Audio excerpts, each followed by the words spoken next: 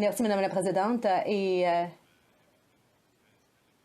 je dois faire suite au discours de mon collègue d'Edmonton qui a été un véritable fer de lance dans notre tentative d'en arriver à savoir ce qui s'est véritablement passé. Le premier ministre fait des pieds et des mains pour empêcher la vérité de sortir au grand jour. Il ne s'agit pas d'une technicalité ou de points peu importants de divergence entre deux partis politiques. Non, là, on a affaire à de l'obstruction dans un comité et nous sommes tous ici pour nous acquitter d'une fonction fondamentale, c'est-à-dire de demander des comptes au gouvernement. Or, le gouvernement érige toutes sortes d'obstacles à l'enquête que nous voulons mener. Et cela signifie que le premier ministre doit cacher quelque chose de très, très grave. Nous voulons savoir qui savait quoi au sujet des allégations d'ingérence du régime communiste chinois dans les élections canadiennes. Madame la Présidente, le Canada a une histoire dont il a quoi être fier et nous avons des institutions solides qui ont été améliorées au fil des ans et qui sont gérées par des personnes qui ne sont pas parfaites, bien sûr, mais il faut que les Canadiens aient confiance dans ces institutions. Mais il faut que les politiciens traitent ces institutions avec respect également. C'est nécessaire. Ce n'est pas magique. Il n'y a rien de magique dans l'air ou dans l'eau dans notre pays qui vont maintenir la solidité de ces institutions si les politiciens ne font pas leur part. Il faut que nous faisions montre du plus grand respect envers ces institutions. Il faut rendre des comptes lorsque ce n'est pas le cas. Et Madame la Présidente, ce n'est pas seulement parce que nous nous fions sur des rumeurs et que nous avons ensuite proposé cette motion. Non, cette motion est fondée sur le fait que des hauts responsables de la sécurité nationale ont pris des mesures sans précédent pour tirer la sonnette d'alarme. Prenez une personne qui travaille au SCRS. Imaginez que cette personne s'adresse à des journalistes et transmette des renseignements sensibles, mettant en péril sa carrière et voire sa vie familiale. Alors, cette personne doit vraiment y croire, car nous savons qu'il y aura de fortes conséquences. Alors, cette personne a même expliqué pourquoi elle agit ainsi auprès du Globe and Mail. Cette personne voulait révéler certains renseignements en raison de l'inaction du gouvernement au fil des ans. Les personnes qui recueillent le renseignement mettent parfois leur vie en danger et ces renseignements n'ont pas mené à une intervention. Alors, je veux citer ici qu'un rapport spécial avait été préparé par le Conseil privé pour le gouvernement Trudeau et c'était en 2022, janvier 2022, soit après les élections de 2019 et de 2021 et l'objectif, c'était que le premier ministre et que ses adjoints lisent ce rapport. Il y a aussi eu un avertissement de haut niveau au sujet de financement clandestin par le gouvernement chinois pour les candidats préférés. Et ce rapport nous vient d'un comité sur la sécurité nationale et composé de parlementaires. Mais ce comité fait rapport à qui? Qui lit les rapports? À qui sont destinés ces rapports? À une seule personne. Ce comité fait rapport à une seule personne, le premier ministre. C'est inconcevable que le premier ministre n'a pas eu vent de ces rapports. Mais à maintes reprises, le premier ministre a affirmé en cette enceinte qu'il n'était pas au courant de financements qui auraient été acheminés aux candidats canadien et qui proviendrait du régime communiste chinois. Alors qu'il y a au moins 2 rapports qui ont été envoyés au premier ministre et qui portaient exactement là-dessus. Voilà pourquoi nous devons lever les obstacles qui ont été dressés par les libéraux en comité pour empêcher des hauts responsables de venir témoigner en comité. Ils utilisent toutes les tactiques possibles dans leur obstruction. Bon, les Canadiens vont se demander, mais pourquoi? Pourquoi agir ainsi? Nous savons que le premier ministre admire la dictature chinoise. On lui a demandé quel pays il admirait le plus après le Canada. Et il n'a pas dit qu'il admirait la Chine en raison de sa beauté naturelle ou de l'histoire de la Chine. Non, il a parlé de la dictature chinoise. Et là, je répète ses propres mots. Ce sont là les propos qu'il a tenus. Le gouvernement chinois a investi beaucoup dans la Banque d'infrastructure asiatique. Il s'agit donc d'une banque qui finance des projets d'infrastructure d'envergure en Chine. Et il y a beaucoup d'experts qui ont indiqué que cette banque était en fait une extension du Parti communiste chinois qui vise à investir dans le développement pour accroître son influence. Mais pourtant, le Canada a participé à ce projet.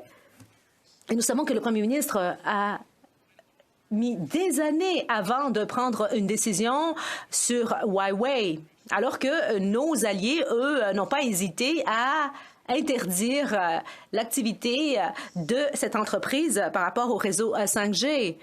Et le premier ministre traîne la patte. Nous avons entendu dire qu'il y avait des postes de police illégaux au Canada qui travaillaient dans l'intérêt du gouvernement chinois. Mais rien n'a été fait. Il y a des Chinois, des ressortissants chinois qui se font harceler par ces postes de police illégaux. Et il y a des pressions qui sont exercées sur des personnes se trouvant ici au Canada, mais rien n'a été fait. Aucun de ces postes de police chinois n'a été fermé et personne n'a été expulsé du pays. Madame la Présidente, qu'est-ce que le premier ministre a fait la semaine dernière? Alors que la pression devenait de plus en plus forte et que les Canadiens voulaient savoir ce que le premier ministre savait et ce qu'il va faire. Alors, quelle a été sa réponse? Oh, il a annoncé qu'il allait nommer un rapporteur spécial. Bon, imaginez le département de marketing qui a pensé à appeler cette personne inspecteur général, par exemple, et ils ont cherché à trouver un titre ronflant. Et ils ont décidé de nommer un rapporteur spécial et ils ont nommé une personne qui est proche de la famille du premier ministre. Les 2 familles ont grandi ensemble et passaient du temps dans des voyages de ski, par exemple. Alors, on peut voir ici un bel exemple de l'élite laurentienne en action. Le premier ministre a nommé un ami d'enfance pour mener une enquête sur l'ingérence étrangère et sur la façon dont il a géré le dossier. Et n'oublions pas que cette personne est membre du conseil d'administration de la Fondation Trudeau, cette même fondation qui a accepté de l'argent du régime communiste chinois et qui a attendu des années avant de rembourser les sommes qui ont été versées. Alors, cette motion va faire en sorte que le comité va pouvoir faire la lumière sur les agissements du premier ministre. Il s'agit donc d'une décision cruciale pour les néo-démocrates. Auparavant, les néo-démocrates avaient des croyances bien ancrées. Moi, je viens de la Saskatchewan et la Saskatchewan, c'est un des terreau où les néo-démocrates, le parti a vu le jour. Pensons à Ed Broadbent. Nous ne sommes pas toujours d'accord sur les principes, mais nous avions reconnu que les néo-démocrates avaient des principes. Et parmi ces principes, il y avait l'ouverture et la transparence.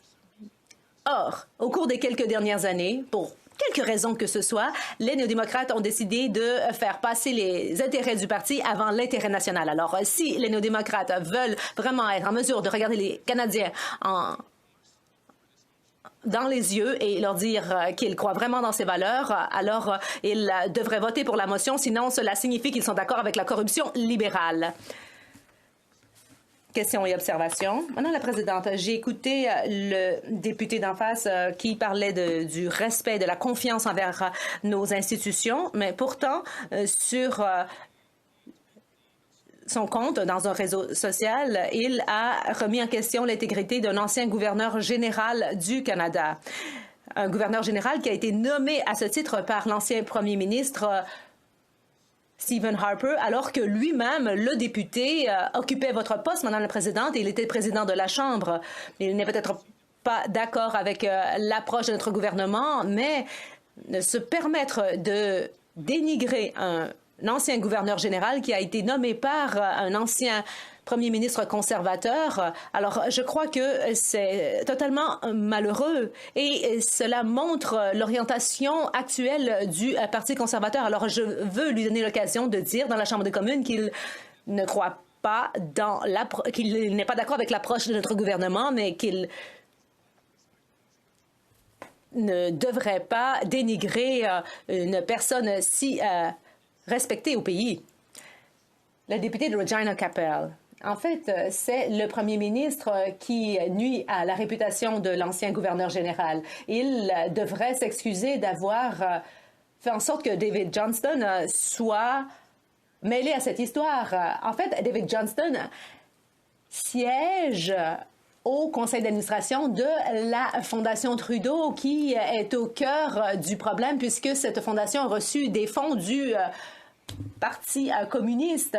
Et je ne suis pas le seul à le dire, c'est là la vérité. La Fondation a remboursé les sommes reçues. Et David Johnston lui-même a affirmé être un ami proche du premier ministre. Ce n'est pas parce qu'il était qualifié pour occuper une fonction il y a des années de cela, c'est-à-dire gouverneur général, c'est-à-dire une fonction émérite. Cela ne signifie pas qu'il est qualifié pour occuper ce rôle-ci.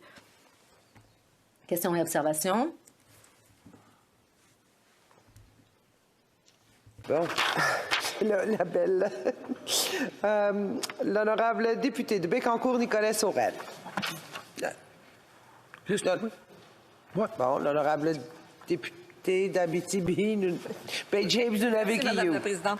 Je remercie mon collègue de son discours. Je dois dire aussi, vous avez parlé d'intégrité des élections. On sait qu'il y a une campagne d'ingérence étrangère, d'intrusion. D'ailleurs, le premier ministre n'a rien fait. Il a ignoré complètement les signaux du SCRS. Donc, je voulais juste dire une parenthèse. Mes condoléances d'abord aux gens d'Amqui et des agents tués à Edmonton. Mais je reviens à l'ingérence. Que pensez-vous de l'inaction du gouvernement et que feriez-vous si vous étiez au sein du gouvernement? L'honorable député, comme moi, je ne ferai absolument rien, qu'elle doit passer par moi, l'honorable député de Regina Capel. C'est une très bonne question. Et ça, c'est la question que tous les Canadiens ont à ce moment. C'est qu'est-ce qui se passe? Pourquoi le premier ministre a si peur d'une enquête publique? Évidemment, si quelqu'un veut examiner quelqu'un qui n'a aucune chose de cacher, c'est très facile. On a ouvert les vestos, on a ouvert les dossiers parce qu'on n'a rien de peur. Mais quand un premier ministre prend les mesures si drastiques pour bloquer l'investigation au comité, il y a seulement une conclusion, et c'est qu'il y a quelque chose de très grand pour cacher. Member for Vancouver-Kingsway. Le député de Vancouver-Kingsway. Les néo-démocrates ont été très clairs depuis le début. Nous n'accepterons qu'une enquête exhaustive, publique, et ce sera nécessaire pour que les Canadiens maintiennent leur confiance dans notre démocratie. Et nous avons été les premiers à réclamer ce type d'enquête. Bon, moi, je siège au sein du comité de parlementaires sur la sécurité nationale et je ne peux pas dire grand-chose, évidemment, mais je dois dire qu'il y a plusieurs années de cela, nous avons présenté un rapport sur l'ingérence étrangère et d'après ce rapport, il y a plusieurs pays qui ont fait des tentatives d'ingérence. Alors, j'ai une question pour mon collègue. la motion qui est présentée aujourd'hui ratisse-t-elle assez large pour que nous puissions nous attaquer à tous les pays qui font des tentatives d'ingérence? Et pourquoi s'en tenir au gouvernement chinois? Le député de Regina Capel. Mon honorable collègue peut relire la motion pour bien en comprendre les termes et il pourra décider par lui-même si cette motion mérite d'être appuyée. Et j'espère qu'il va l'appuyer parce que c'est facile de réclamer certaines choses, mais il n'en demeure pas moins que demain, nous allons avoir une mise aux voix. Demain, c'est le moment où il y aura une mise aux voix et on demandera aux députés de voter. Voilà la différence entre quatrième parti et l'opposition officielle. Nous demandons à ce que des mesures soient prises concrètement.